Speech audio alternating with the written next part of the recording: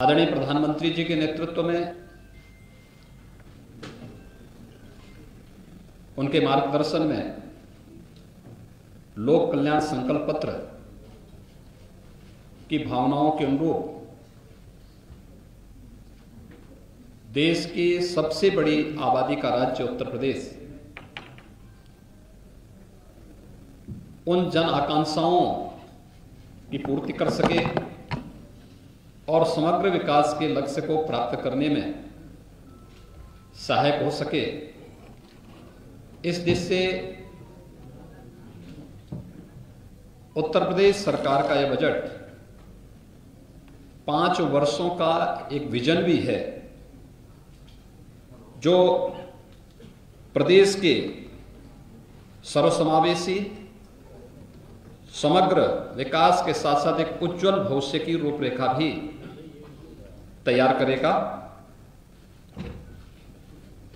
मित्रों, हम लोगों ने 2022 का विधानसभा का चुनाव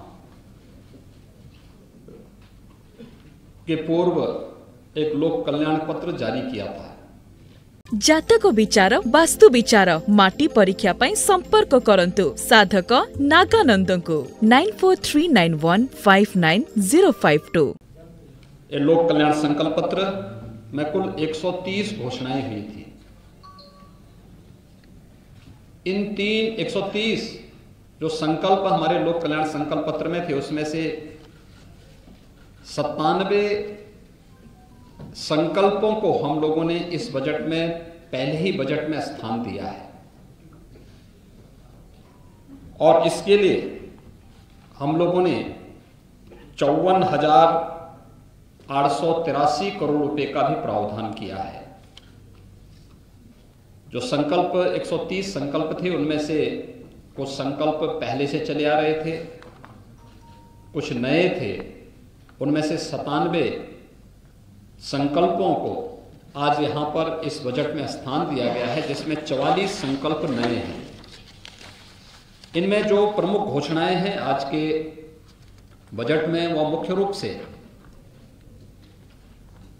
उज्ज्वला योजना के अंतर्गत जो लाभार्थी परिवार हैं, उनको वर्ष में 2 रसोई गैस के सिलेंडर उपलब्ध करवाने की घोषणा, और वह बजट में उन्हें स्थान दिया गया है। अन्नदाता किसानों के लिए भामाशाह भाव स्थिरता कोष की स्थापना के लिए धनराशि फंड की स्थापना की गई है।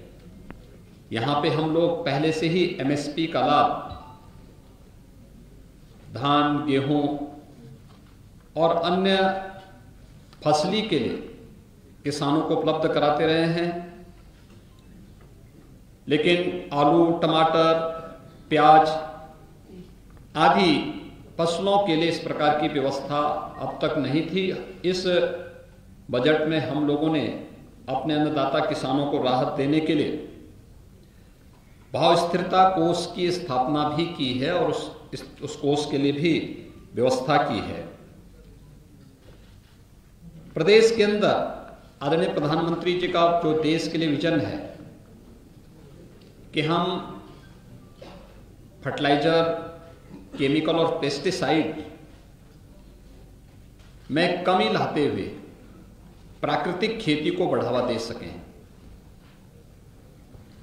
प्राकृतिक खेती की दिशा से उत्तर प्रदेश ने आदरणीय प्रधानमंत्री जी के मार्गदर्शन में पहले से ही अपनी कार्य योजना बनाई थी और उस कार्यक्रम के तहत यहां पे ट्रेनिंग के कुछ विशेष कार्यक्रम भी चले थे।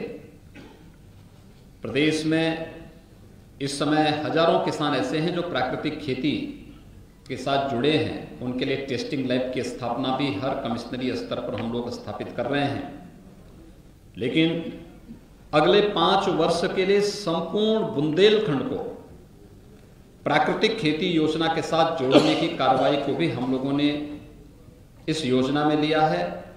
इससे पहले गंगा के किनारे के जो 5-5 किलोमीटर के दायरे के क्षेत्र हैं, भारत सरकार के साथ मिलकर के इस कार्य योजना को हम आगे बढ़ा रहे हैं।